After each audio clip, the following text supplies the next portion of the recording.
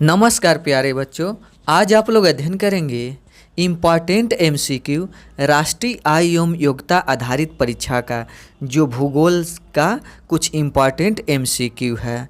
तो इसमें जो पहला है, पृथ्वी पर दिन और रात की अवधि किस तिथियों में बराबर होती है, यानी दिन और रात की अवधि दोनों बराबर होती है। तो यह जो ऑप्शन है ये, यानी 21 मार्च और 23 सितंबर, यानी 21 मार्च और 23 सितंबर को दिन और रात दोनों आपस में बराबर होते हैं। तो इसमें जो है पहला का ऑप्शन ए। अब अगला जो है टॉपोग्राफी का अर्थ है, इसका अर्थ क्या होता है? तो टॉपोग्राफी का जो अर्थ होता है, किसी भूमि के क्षेत्र की प्राकृतिक विशेषताएं, नदियों, पर्वतों आदि की स्थिति, स्थलाकृति। तो इसमें दूसरा का भी ऑप्शन ए सही है। फिर अब आगे बढ़ते हैं प्रश्न पर। तो अगला प्रश्न है इसमें कि कर्क रेखा का अक्षांशीय मान क्या है? तो इसमें चौथा का ऑप्शन है ए, यानी 23.5 डिग्री उत्तरी अक्षांश इसका मान होता है। अगला प्रश्न, भारत की थल सीमा की लंबाई है, यानी कितनी है? तो जो भारत की थल सीमा की लंबाई है वो 15,200 किमी है। तो इसमें पांचवा का ऑप्शन बी सही है। फिर अगले प्रश्न पर चलते हैं। तो अगला प्रश्न है, किसी देशांतर रेखा को भारतीय समय मापक से जोड़ा गया है, यानी किस देशांतर रेखा को भारतीय समय मापक से जोड़ा गया, यानी जिससे समय जो बनाया गया है। तो इसमें जो है छठवां का ऑप्शन सी, यानी 82.5 डिग्री पूर्व।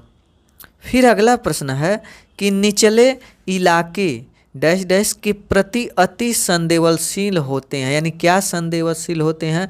तो सातवां का ऑप्शन इसमें बी, यानी निचले इलाके बाढ़ के प्रति अति संवेदनशील होते हैं। यानी निचले का मतलब जो इलाका नीचे है तो वहाँ पर पानी जरूर लगेगा, तो पानी अगर अधिक मात्रा में लगेगा तो उसे बाढ़ कहेंगे।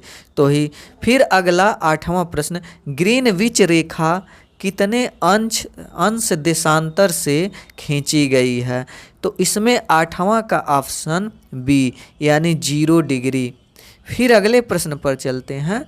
तो अगला प्रश्न है कि भाखड़ा, नांगल, हीराकुंड व कोसी परियोजनाएं क्रमशः नदियों पर स्थित है, यानी भाखड़ा, हीराकुंड और कोसी यानी किन नदियों पर स्थित हैं वह क्रमशः के रूप में बताना है।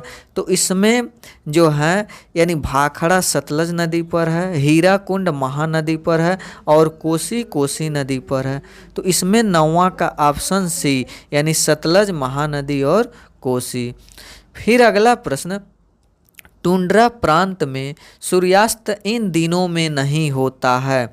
तो इसमें 10वां का ऑप्शन है बी, यानी मई, जून और जुलाई में सूर्यास्त नहीं होता है। अगला प्रश्न, वह दिन जिसे विषुव बुलाया जाता है। तो इसमें 11वां का ऑप्शन ए, यानी 21 मार्च को विषुव बुलाया जाता है। फिर अगले प्रश्न पर चलते हैं। अगला प्रश्न है, GMT से क्या तात्पर्य है? तो इसमें 12वां का ऑप्शन है बी, यानी ग्रीनविच मीन टाइम। अगला 13वां प्रश्न, पृथ्वी की भूपर्पटी का निर्माण होता है। तो इसमें 13वां का ऑप्शन है सी, यानी सियाल से। तो इसमें सी ऑप्शन सही है। अगला प्रश्न 14वां, किस देश में सबसे अधिक भूकंप आते हैं? तो इसमें 14वां का ऑप्शन सी, यानी जापान में। इसलिए जापान में अधिकतर लकड़ी का घर बनाया जाता है और फिर जापान चारों तरफ से समुद्र से घिरा है और जापान में सबसे अधिक भूकंप आते हैं। तो यहाँ पर 3 प्रश्न बन जाता है, यानी सबसे अधिक भूकंप जापान में आते हैं और जापान में जो घर होते हैं वो अधिकतर लकड़ियों का बना है और फिर से जापान चारों तरफ से समुद्रों से यानी जो है महासागर से घिरा है।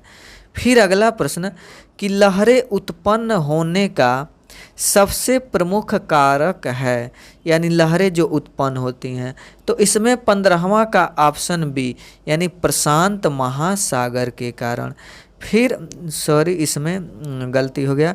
तो इसमें 15वां का ऑप्शन यानी ज्वार भाटा।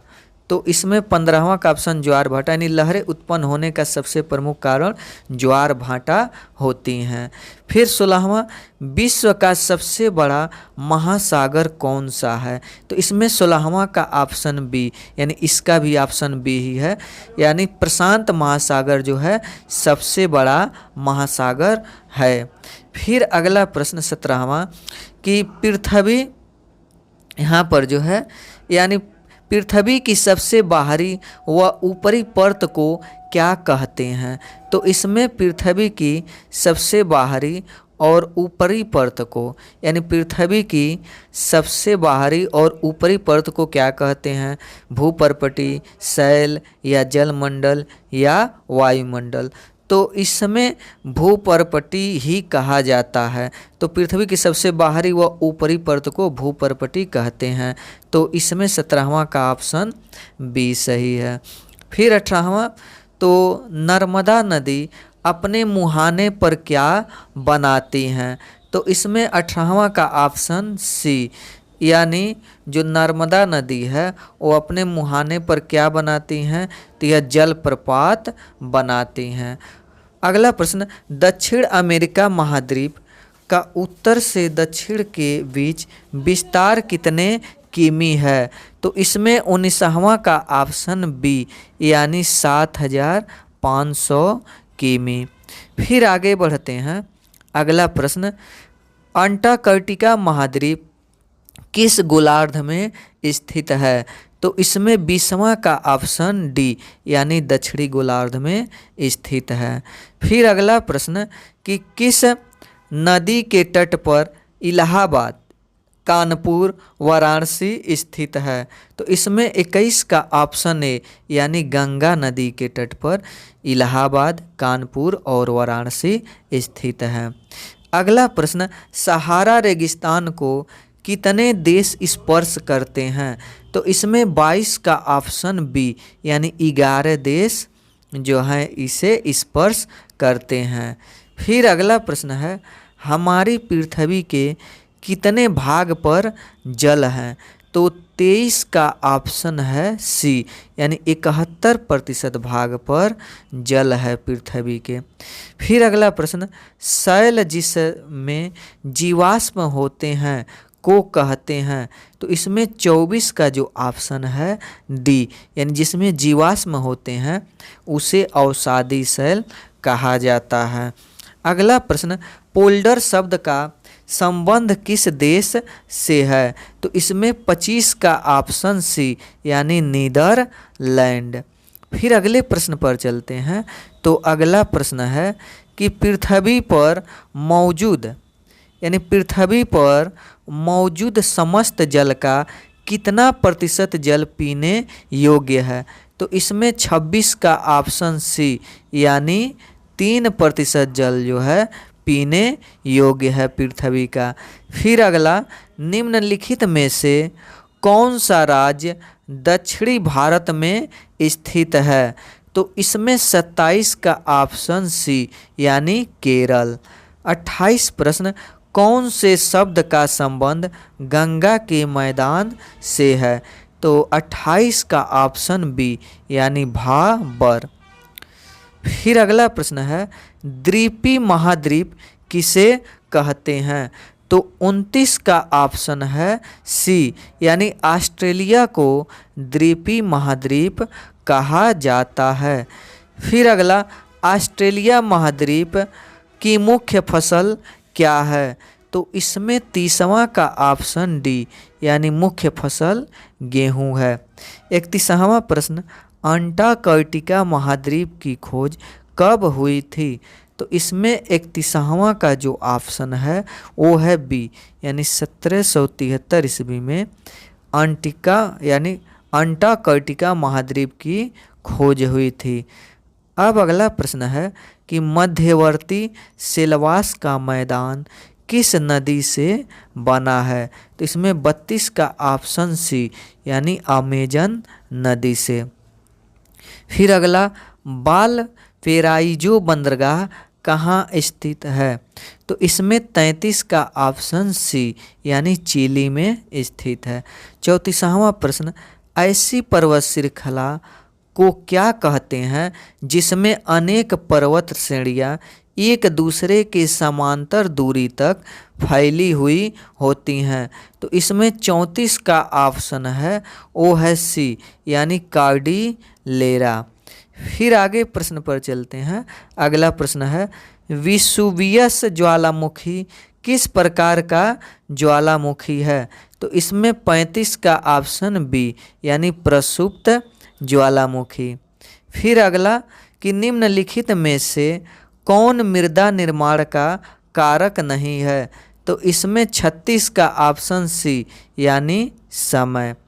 फिर उसके बाद 37, अफ्रीका महाद्वीप में कृषि का विकास किस क्षेत्र में अधिक हुआ है? तो 37 का ऑप्शन है बी यानी नील नदी की घाटी पर। अगला प्रश्न, इंडोनेशिया शब्द का अर्थ क्या है? तो 38 का ऑप्शन डी यानी भारतीय द्वीप। फिर अगला प्रश्न, बकरवाल जनजाति का संबंध किस पर्वत से है? तो 39 का ऑप्शन सी यानी हिमालय पर्वत। अगला प्रश्न कि भारतीय महामरुस्थल किस राज्य में स्थित है? तो 40वां का ऑप्शन है ए यानी राजस्थान। फिर जो है अगला प्रश्न, भारतीय मानक समय रेखा किस नगर के पास से होकर गुजरती है? तो इसमें 41 का ऑप्शन है बी यानी मिर्जापुर। फिर अगला प्रश्न, थार रेगिस्तान क्षेत्र में पाई जाने वाली घास का प्रकार है? तो 42 का ऑप्शन डी यानी जो घास का प्रकार है वह सेवन है। फिर अगला 43 कि राजस्थान में जल विभाजक रेखा है? तो 43 का ऑप्शन ए यानी अरावली।